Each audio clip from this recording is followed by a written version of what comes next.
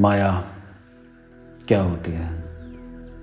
जितना भी आपको दिख रहा है, जितना भी आप देख सकते हो अपनी माया से, ये जो माया है ये उड़ा हुआ है, ये माया है।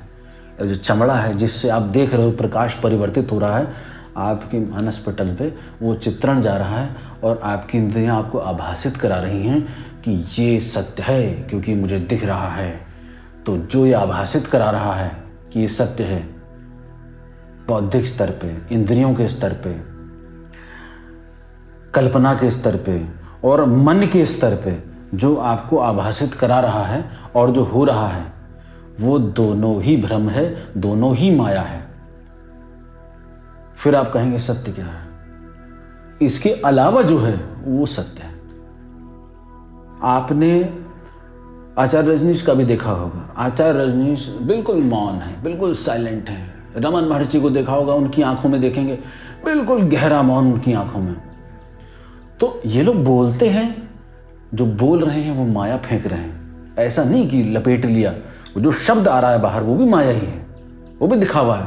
तो जैसे ही मौन गहरा सत्य आया वाणी पे, वैसे ही वो असत्य हो गया, वैसे ही झूठ हो गया। उसी को ही असत्य बोलते हैं, उसी को ही माया बोलते हैं। लेकिन क्योंकि आप उसी शब्द की भाषा जानते हैं, उसी माया की लैंग्वेज से आते हैं, तो हमको भी ये पूरी रचनी पड़ती है।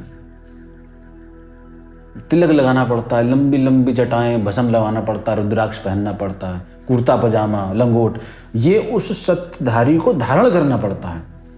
अभी मैं नेकर और बनियान में आ जाऊं और ज्ञान प्रदर्शित कर लूं, बहुत 100 में से 1% समझेगा कि पहला पर्सन तो देखता ही हटा देगा कि चड्डी बनियान में क्या बोल रहा है।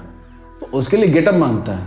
क्यों? क्योंकि आपके मन में पहुंचने के लिए, वहां तक खटखटाने के लिए वो आवरण लपेटना, वो झूठ दिखाना जरूरी है। क्योंकि हम झूठ में हैं और झूठ को झूठ से ही निकाला जा सकता है, कीचड़ को कीचड़ में उतर के ही निकाला जा सकता है। तो मैंने जो ये कहा कि आवरण लपेटना पड़ेगा, तो वो निश्चित रूप से लपेटना ही पड़ता है। मुझे सत्य ज्ञात है, मैं इस कमरे में बैठ जाऊं, किसी को ना बताऊं, किसी को नहीं पता चलेगा। कोई आ जाएगा बकरी चराता हुआ, हाँ बाबा जी लीजिए प्रसाद। कभी आ गया कोई गाय चराता हुआ, उसको हो सकता है थोड़ा बहुत पड़ जाए। तो जो माया के साथ खेल सकता है वो सिर्फ सत्य खेल सकता है। जो उस ब्रह्म में डूबा होगा वही हिम्मत कर सकता है।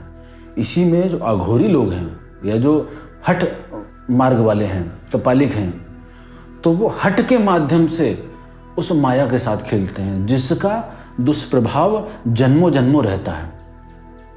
तो आप भक्ति से तो जीत सकते हैं, लेकिन आप हठ से उसके दुष्परिणामों को भोगने के लिए जन्मों जन्मों फंसे रहेंगे।